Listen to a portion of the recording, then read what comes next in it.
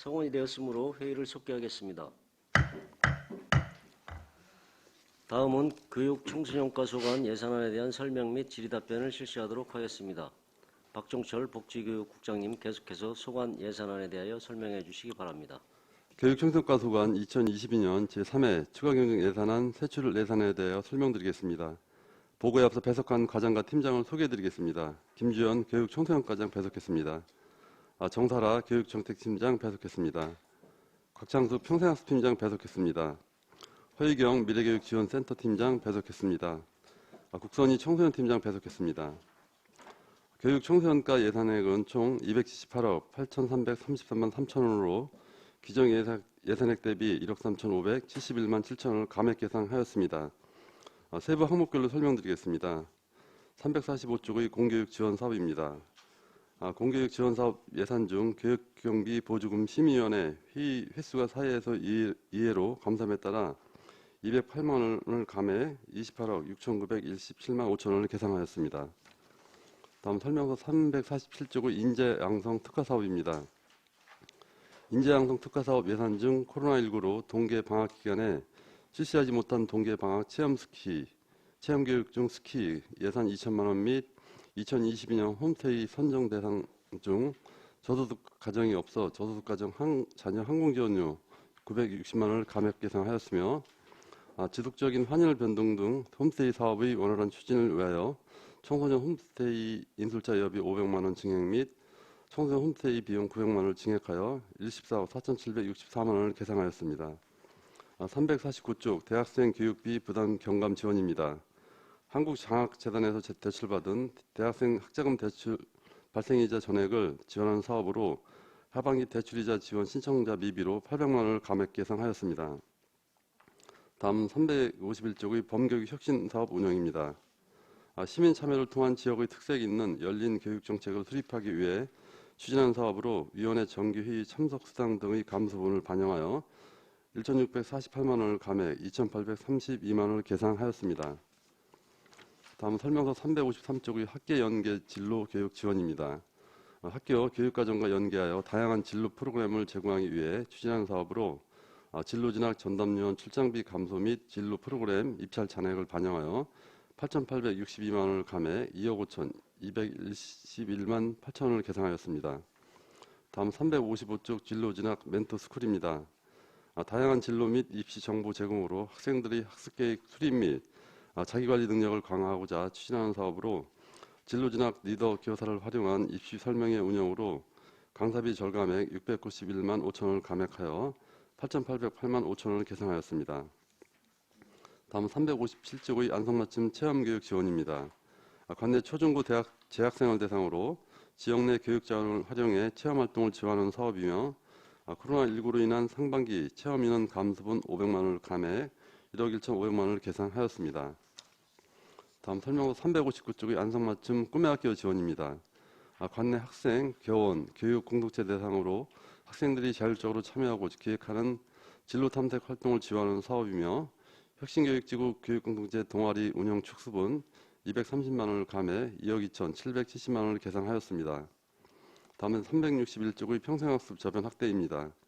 평생학습 간 전문위원 출장비 및 선진, 평생학습 벤치마킹 여비이며 상반기 코로나19 감염 예방 및 확산 방지로 인해 출장 제한에 따른 261만 원을 감액 1억 2,182만 원을 계산하였습니다. 다음은 363쪽의 평생학습 박람회 운영입니다. 평생학습 박람회를 통해 평생학습에 대한 이해도를 높이고 시민들이 평생학습 참여 계기를 마련하기 위한 사업으로 집행잔액 655만 원을 감해 4,345만 원을 계산하였습니다. 다음은 365쪽의 청소년 관리 및 보호 육성입니다. 청소년 유해환경 신고자 포상금 50만 원을 감액하고 청소년증 발급 인원 감소 및 청소년 육성 업무 공모 서면 심사로 인한 사무관리비 200만 원을 감해 3억 367만 8천 원을 계산하였습니다. 다음은 367쪽의 청년정책 추진입니다. 청년정책 수립, 시행, 평가 등 시정에 대한 청년들의 참여를 보장하기 위한 청년정책 분과위원회 비대면 회의로 인한 위원수당 감소와 안성시 청년 주택임차 보증금 이자 지원 사업 대상 확대를 위한 보건복지부 사회보장제도 협의에 따른 사업기간 축소로 인하여 4,990만 원을 감액 1,298만 원을 계상하였습니다. 다음 369조 기본경비입니다. 코로나19 감염 및 확산에 따른 출장 축소로 직원여비 922만 원을 감액 계상하였습니다. 계속해서 명시월 사업 및 계속비 사업에 대해 보고드리겠습니다. 설명서 373쪽이 청년 월세 지원입니다. 국비 매칭 사업으로 코로나19 장기 발효로 인한 경제적 어려움을 겪고 있는 청년층의 주거비 경감을 위한 청년 월세 지원 사업입니다. 차세대 사회정보 시스템 구현이 지연됨에 따라 수급자 선정 및 지급 일정 지연으로 전에 5억 9,800만 원을 이월하여 2023년에 사업을 추진할 계획입니다. 계속비 사업 현황에 대해 보고드리겠습니다. 377조 평생학습관 이전 건립입니다. 평생학습관 이용 시민의 불편을 취소하고 평생학습 선진도시 구축을 위한 사업으로 사업 추진 기간에 따른 사업비 연차적 수립에 따라 7,084만 2천 원을 집행하고 28억 8,114만 7천 원을 계속비로 이월할 계획입니다. 이상으로 교육청소년과소관 2020년도 제3회 추가경정 예산안과 명시월 사업, 계속비 사업 현황 설명을 마치겠습니다. 감사합니다. 네, 박종철 복지교육국장님 수고하셨습니다. 전문위원 검토보고는 기배부해드린 검토보고서로 대신하겠습니다. 다음은 질의답변을 실시하겠습니다. 위원님께서는 궁금하신 사항에 대하여 발언권을 얻으신 다음 질의하여 주시기 바랍니다. 배석하신 과장팀장께서는 발언이 필요한 경우 위원장으로부터 발언권을 얻으신 후 직위성명을 말씀하시고 발언해 주시기 바랍니다. 위원님께서는 궁금하신 사항에 대하여 질의해 주시기 바랍니다. 네, 정통훈 의원님. 네, 정통훈 의원입니다. 페이지 373조 청년 월세 지원 사업이 지금 5억 9,800만 원이 잡혀 있었는데요. 지금 국도 12 매칭으로 근데 지금 전혀 사업비를 네, 예. 지금 이 사업에 대해서 조금 구체적으로 설명해 주십시오. 구체적으로 좀 설명. 금년에 좀 저희가 집행하려고 네, 했었는데요. 네, 네. 그 사회보장 그 보장제도 그 협의회 지연하고 네. 그다음에 사회정보 시스템 구현 지연됨에 따라서 올해는 집행이 좀 어렵고요. 내년에 집행하려고 이월하는 사업입니다. 그러니까 이게 올해 지금 전혀 실적이 없었잖아요. 네, 저기 위원장님, 과장님이 좀 답변하시. 사장님이 예, 청년 월세 지원, 교육 청소년 과장 김주연입니다. 청년 월세 지원 사업은 올 하반기에 국비 사업으로 시행됐고요. 현재 그 적합 69명에 대해서 4,200만 원 집행이 됐습니다. 그리고 올 하반기에 시작된 사업이라 국비 국비 자체가 명시 2월로 내려왔기 때문에 내년도 2월로 해서 내년까지 지속되는 사업입니다. 올해는 그러면은 69명에 4,220만 원 집행됐습니다. 69명에 현재까지 그렇습니다. 220만 원 집행됐습니다. 현재까지. 네. 지금 신청자는 계속 받고 계신 건가요? 네, 내년 8월까지 신청 계속 받습니다. 홍보는 잘 하고 계시는 거죠? 네, 그렇습니다. 어떤 통로로, 어떤 루트로 혹시 사이트에 올리신 걸로 저기 하셨나요? 네, 뭐 홈페이지 또 각 기업체 청년이 많기 때문에 기업체에도 문서상으로도 홍보하고 SNS, 뭐 페이스북 이런 데 각종 홍보로 하고 있습니다. 네, 잘 알겠습니다. 네, 황현희 의원님. 그 인재 양성 특화 사업에 대해서 좀 여쭤보겠습니다.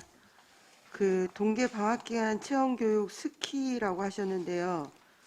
이게 올해 처음으로 된 건가요? 매년 하는 사업인데요. 네네. 작년에 2월한 사업비가 2천만 원 있어갖고 네네. 이번 걸 감해서 그 2월 사업을 쓸 계획입니다. 이번 걸 네. 내년으로 2월 하실. 지난해도 못해서 그걸 2월 시켜놨는데 이게 중복 이제 예산이 두 번 쓰는 바람에 이번 거를 감해서 2월 사업비를 올해도 12월달에 집행할 계획입니다. 여기 참여하는 학생들은 어떤 식으로 선정을 하는 건가요? 초등학교 학생들 위주로 한경대학에다 위탁 줘갖고 그 스포츠학과에서 이제 모집해서 그렇게 진행하는. 환경대가 위탁을 줘서 예, 예. 스포츠학과에서 모집을 한다고요? 예, 거기서 이제 자부담이 있는 건가요? 자부담은 별도로 없습니다. 자부담 없고 선정 기준이 그러면 있는 건가요? 아니면 초등학생들 신청 이제 거기 스포츠학과에서 아이들 그 체력이라든지 아니면 뭐 단체 생활 하는데 어려움이 있거나 그런 기본적인 요건만 검증을 하지 나머지는 크게 필요하지 않습니다. 이 몇 명이나 참여하는 건가요? 매년 좀 약간씩 틀리긴 한데 보통 30명 정도 합니다. 30명이요. 예. 30명 스키 교육 당일 가는 건가요? 1박 2일도 있고요. 길게는 2박 3일도 한 적도 있고 그렇습니다. 그리고요, 그 청소년 홈스테이 사업에서 그 저소득층 자녀 항공료 지원액이 전액 사용이 안 됐는데요. 이게 지금 청소년 홈스테이 가는 학생들 선정을 어떻게 하는 건가요? 선정은 저희가 이제 자기 소개서로 면접 대상을 뽑고 면접은 한경대학이나 중앙대 영어학과 교수님이 적성이랑 인터뷰로 뽑습니다. 한경대랑 중대 영어학과 교수님이 직접 영어로 인터뷰하고 또 적성 20% 반영해서 그렇게 해서 선정을 합니다. 그러면 이 선정 대상 학생 인원 중에 저소득층 학생에 대한 그 비중이 있는 건가요? 의무적으로 두는 비중이? 의무는 없고요. 올해가 없어요. 올해가 안 들어오는 바람에 네네. 그 올해에서 한 3명분을 지금 삭감하는 겁니다. 3명분 삭감하는 거고요. 예. 그러니까 저소득 가정의 학생이 만약에 지원을 하면 그 저소득 가정의 학생은 만 항공료를 지원하는 건가요? 그렇죠. 예. 원래 그러면 뭐 그 특별한 배분은 없는 거고 그런 학생이 들어왔을 때라는 말씀이신 거죠? 예, 어차피 거기 미국 가기 때문에 영어로 수업을 하기 때문에 기본적인 영어가 돼야지만 되기 때문에 어떤 그 특정 그 분포를 둘 수는 없습니다. 기본적으로 영어가 되는 학생들만 돼야 어쨌든 면접 같은 것에서도 예, 어느 정도 되겠네요. 전체 이게 학생 몇 명 가는 건가요? 30명 갑니다. 30명이 기간은 얼마인가? 13일 정도 갑니다. 13일이요. 예.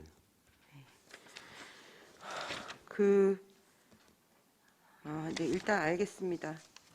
그 다음에, 죄송합니다. 그 청소년 관리 보호 육성 365페이지 있는데요.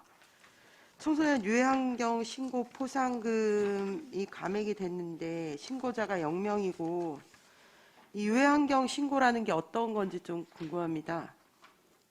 그 업소에서 뭐 청소년들한테 술 팔거나 아니면 편의점에서 담배를 팔거나 여러 가지 그런 기준이 있습니다. 단속 기준이. 네네네. 그런 걸 위반한 업소에 대해서 저희가 이제 신고가 들어오면 포상금을 지급하는 것인데 이제 그런 게 없다 보니까 감액을 하게 된 겁니다. 이게 어쨌든 담배나 뭐 술을 판매 청소년에게 하는 경우에 이제 이게 이미 이런 제도 없이도 자정 능력이 어느 정도 된다고 보여지고요. 신고자가 없는 상황에서 포상금까지 준다는 건 오히려 좀 이상한 것 같은데 내년에도 혹시 이게 예산이 세워져 있는 건가요? 과장님. 네, 내년에도 올해하고 비슷한 수준으로 예산 편성돼 있습니다. 50만 원 포상금 편성돼 있는 거고요. 네, 그렇습니다. 1회 신고했을 때 1회 지급액이 한 5만 원입니다. 아, 네. 근데 이제 이게 구시대 유물일 수도 있다는 생각이 좀 들고요. 네, 일단 그렇습니다. 근데 청소년증 발급은 인원 감소가 됐다고 하는데 청소년증 어디다 쓰이는 거고 인원 감소는 왜 이뤄진 걸까요? 네, 올해 청소년증 발급이 현재 639명 됐고요. 이제 저희가 감소라는 표현을 써서 그런데 작년 발급 인원하고 전체 숫자는 비슷합니다. 근데 저희가 상반기에 집중적으로 신청됐다가 하반기에 이제 일부 감소한 그 표현을 썼고요. 청소년증이 필요한 거는 그 학교를 다니는 학생들은 이제 학생증으로 그게 신분증이 대용이 되는데 학교 밖 청소년 같은 경우에는 신분증이 없습니다. 그런 학생들을 위해서도 쓰이고 그리고 학생증이 있다 하더라도 이제 청소년증도 같이 신분증으로 활용하고 있습니다. 아, 네. 학교 밖 청소년들을 위한 신분증이라고 봐야 되는 거네요. 네, 알겠습니다. 이상입니다. 네, 최승혁 의원님. 네, 최승혁 의원입니다. 351페이지에 범교육 혁신 사업 운영에 대해서 좀 여쭙겠습니다. 이게 혁신위원회가 계속 하고 있던 건가요? 계속 운영하고 있습니다. 예. 이게 4개 분과로 나눠서 하는 네. 거 맞죠? 네. 근데 이게 46명의 위원들이 회의를 분기마다 계속 하는 건가요? 아니면 매달마다 하는 건가요? 그 분과별로 그 위원장님들이 수시로 모이는 경우도 있고요. 정례적으로 1년에 한 3, 4회 정도 시에서는 전체 회의를 하고 그렇습니다. 예. 근데 왜 감액이 돼 있을까요? 과장님이 설명드릴게요. 예. 그 이제 분과별로도 하고 정기회의도 이제 정상적으로 하긴 했는데 올 상반기에 지방 선거가 있었습니다. 지방 선거 며칠 전에는 위원회나 이장회의나 모든 회의가 집합 금지이기 때문에 예, 그때 못한 부분 때문에 감액했습니다. 네, 알겠습니다. 그리고 청년 월세 지원 사업을 조금 여쭙겠습니다. 이게 최대 20만 원씩 최대 12개월간 지원한다고 하는데 좀 금액이 좀 다른가요? 상황에 따라? 이건 국비 사업이기 때문에 전국이 똑같습니다. 지원 기준이. 최대 20만 원이라는 게 모든 분들이 다 20만 원씩 예, 예, 예. 인 네, 거죠? 그렇습니다. 네, 알겠습니다. 이관실 의원님. 네, 이관실 의원입니다. 359페이지 안성맞춤 꿈의 학교 지원입니다. 지금 이게 학교 밖에서 스스로 운영하는 교육활동을 지원인데 지금 혁신교육지구 교육동아리 공동체 운영 축소에 따른 감액으로 올리셨더라고요. 안성의 혁신교육지구가 어디죠? 이게 경기도 교육청에서 이제 하는 사업인데요. 이게 이제 명칭도 미래교육지구로 내년부터 바뀌고요. 그 지구 내에 이제 사업이 좀 몇 가지가 여러 가지가 있습니다. 그게 그래서 그러면- 이재정 교육감님 할 때 그때 만든 사업인데 지금도 계속 유진되고 있고 지구라고 해서 어떤 테두리를 말하는 게 아니고 그 사업 내용을 통틀어서 하는 말입니다. 그럼 혁신교육지구 교육 공동체 동아리가 몇 개 정도 운영이 되나요? 그 올해는 50개 교회 283개 팀이 동아리가 구성됐습니다. 그럼 요거 담당 팀장님께서 어떻게 운영을 하고 있는 거고 어떤 사항을 지원하는지 좀 자세히 설명 좀 해주시겠어요?